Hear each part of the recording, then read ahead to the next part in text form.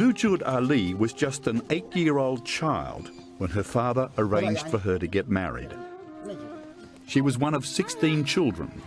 She loved school and playing games with her brothers and sisters.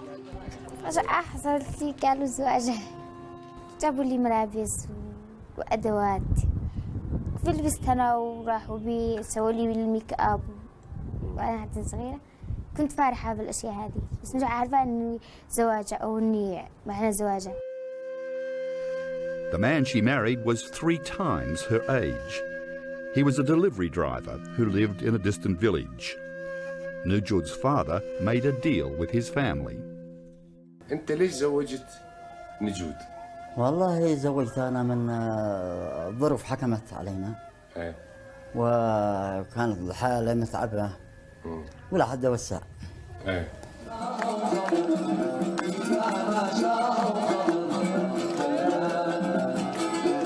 There's something very different about weddings in Yemen. At celebrations like this, the groom is front and centre, but you don't see any women, not even the bride.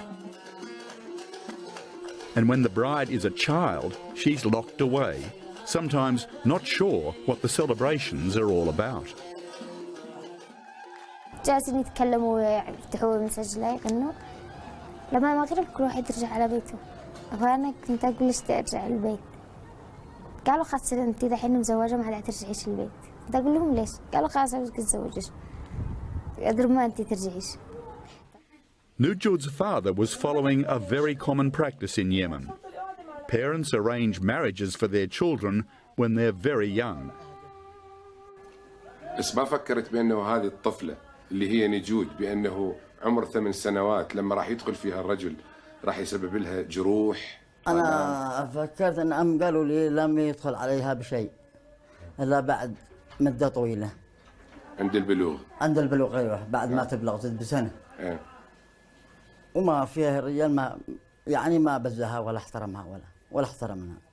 اعتداء على جنسيا في ليلة الدخلة كان غصب عني لأنه كنت أنا وأمه وأخته ومرات أخو جالسين فمرات أخو خرجت لقيت أمه وأخته فاعتدى علي كان يقول ما في الله أن أنتي الآن كنتي مرتي خلاص. أمه موجودة كانت لما اعتدى عليك جنسيا؟ أي لأني أمه كانت ماسكالي. مسكاكي؟ مسكاني هكذا. وأنا طبعا كنت بين صحيح بس ما في حد مني يجي يساعدني. Under Yemeni law, there is no crime of marital rape, and Nujud had no help from her family. They told her she now belonged to her husband and had to face up to her duty. أنت بذاك الوقت كنت تبكين وتصرخين. كنت أصرخ على صوتي، كنت أبكي، كنت يعني إنه بترجاهم. بس ما حد شيء. قالوا خلاص أنت الحين مزوجة، من حقك إن أنت تصيحي أو إن أنت ترجعي أي مكان. Nujud's mother Samir believed that the marriage would ease the burden on their family and give her daughter a better life.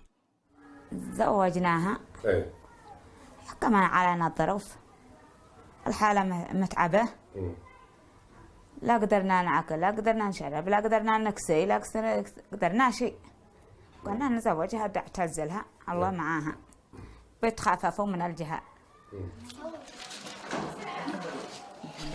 Despite her pleas for help, Nujud's family turned their back on her. They said she had to honour her marriage and avoid shaming the family. كنت يعني في أمل إن أهلي طبعا إنهم يخلصوني من الزواج. فما كان يعني ما فيش أمل فيهم. ورغم كان أملي كبير ورحت عند أبي رحت عند خالي رحت عند عمي ولا في حد إنه يساعدني. فأنني قلت قدر ربما إني أروح بنفسي قدر ربما إني أساعد نفسي أحسن ما يساعدوني. With extraordinary courage for a 10-year-old, Nujud set out to end her misery. Choosing a moment when her husband wasn't looking, she made a bid for freedom. أنا هربت ورحت تواصلت بس وبعدين تاكسي يقول لي صاحب التاكسي وين تشتي؟ قال اشتي المحكمة. يقول لي أي محكمة؟ قلت المحكمة وخلاص مش عارفة إيش اسم المحكمة. أخذني للمحكمة وجبت. Nujud arrived at West Sana's courthouse where she sat sadly wondering what to do next. There was a strong possibility the court would decide Nujud was a runaway and return her to her husband. Instead, she met a judge who was astounded by her age and her courage. بدأت تحكي لي قصتها. استغرب أكثر. معقول ما حصل؟ تم إيش اللي تم؟ قالت حاجة سوداء، يعني تستحق تقول الدخول وما يعني لفظ نقول كلام اسود معناته شيء مش حلو. يعني الدخول. خلاص لا تقلقي، من معك هنا؟ قال جيت من نفسي.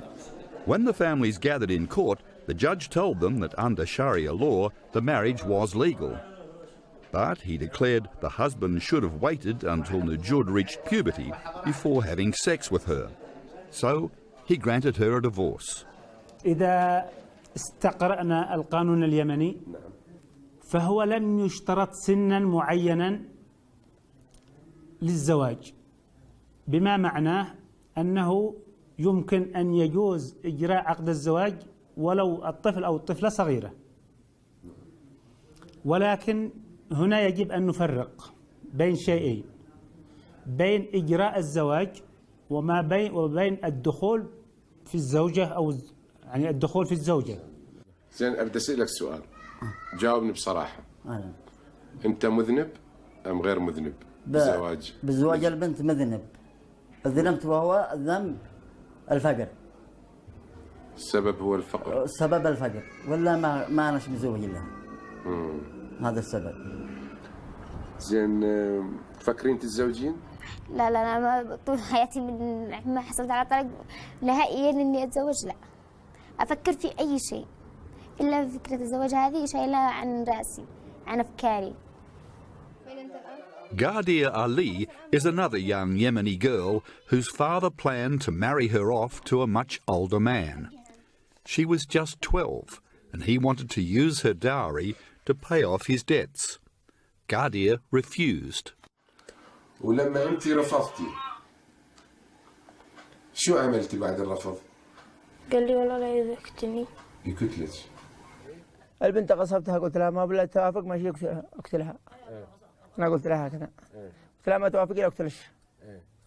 قالت بعدك ما تقول. اتصلت بعد عمتي وانسابي قلت لهم يجوا يحضروا بالعرس.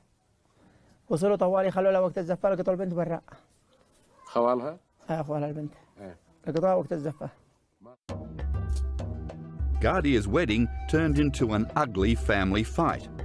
Her maternal uncle turned up, determined to prevent the marriage. أنا ما علمت بالعرس إلا يوم العرس تماما الظهر. وصلت لعند بنتي وأقول لها ها يا بنت ما ليش عتزوجي؟ قال لي يا خال والله ما اشتش زواجه، ما أنا أبي غصبني. قلت أنا والدي كيف يغصبش؟ يغصبش وأنت في هذا السن؟ طيب اتصلت به أقبل، قلت ما لا تغصب البنت. ما صارت مشادة كلامية، معركة بالسلاح؟ لا جو مسلحين ويداروا وقال لي منهم ما وقعوا خبطوني هنا في البيت والكل. ضربوك؟ ضربوني قالوا ليش ازوجها؟ قالوا ليش تزوج البنت جاهلة؟ تزوج البنت جاهلة يا كلب يا مدري ما. قلت والله يا اخي ما يشوف انكم ولا واحد ينقذني ولا اي حاجة. In the end, the case came down to a legal argument about money. Ghadir's prospective husband had paid a large dowry and he wanted it back. The court had to decide whether the marriage was a valid contract. يا سيدي أنا محامي الزوجين. يا سيدي نشتي نلفت انتباهكم بأنه لم يتم العقد إلا برضاء البنت واختياره وبصمت. وبعدين الأب هو الذي حضر إلى عند موكلنا وطلب منه إنه له رغبة إنه يزوج بنته. هو الأب اللي حضر بداية. أبوها جاء عندي أنا زوجت ودل لي عقد وعقدنا وهي وافقت وبصمت ما حد يجبره. سائل اللي عقد القاضي قال أنت موافقة إيه؟ قال لي يلا بصمت ودينا شهود. العرس عليا كله. ايوه هذه اجراءات قانونيه وتفعل القاضي فيها. هم طلبوا اليمين ويحلف. خسرت واخواتي كلهم كم خسارة. While the lawyers argued, Gadir waited outside the court. A child caught up in an adult world beyond her understanding. فهي ضحية من كثير من الضحايا الموجودين في اليمن بسبب الحالة المادية للأسرة. غدير زوجت لأن أبوها كان متدين مبلغ 300,000. تم تزويجها هي وأختها. أختها أيضا هي قاصرة. زوجت الثنتين قام الأب بسداد الدين الذي عليه وزوج البنات. Gadir no longer lives with her husband, but while the legal argument continues, her divorce has not yet been granted. In Yemen, the Human Rights Watch estimates that more than half of all young girls are married before they're 18. Marriages of girls as young as 9 or 10 are common. 4 years ago, the Parliament attempted to pass legislation making 17 the minimum age for marriage. But it was blocked by members of the opposition party, Yemen's Muslim Brotherhood. لا يحق لأي واحد، لا للرئيس ولا لمجلس النواب ولا لأحد من البشر أن يحدد شيء أباحه الله. Sheikh Mohammed Al-Hazmi is a member of Yemen's parliament and an Islamic scholar. الإسلام لم يحدد سن الزواج. لماذا يبحثون عن شيء لا يعتبر مشكلة؟ لماذا يعملون من شيء مشكلة وهو ليس مشكلة؟ يعني أنا أشتي أسأل لماذا يعني لماذا فقط الزواج المبكر مشكلة؟ Nujud's divorce made her an international celebrity. The media spotlight transformed the life of a shy 10-year-old girl. An American fashion magazine staged a glittering awards ceremony in New York, where Nujud was declared Woman of the Year. A book about Nujud became an international bestseller, and the royalties were put towards her education and a new house for her family in Yemen. أنت وأختك؟ إيه. هاي خاصة فيكم. إيه نقعدنا دائما. راضي عن أبوك بعد اللي سواه فيك؟ أنا صراحة إذا قلت إني راضي عنه بكون بكذب، بس ما أنش راضي عنه. ما راضي؟ ما أنش راضي عنه. لسه مجروحة من الداخل؟ لساتي مجروحة وكل ما بنشوفه بتألم. Nujud's younger sister Haifa is not sure that her father has changed his ways. She's frightened that he might try to arrange a marriage for her. الذي شفته في أختي أنا خلاص اندهشت، أنا ما أشتيش.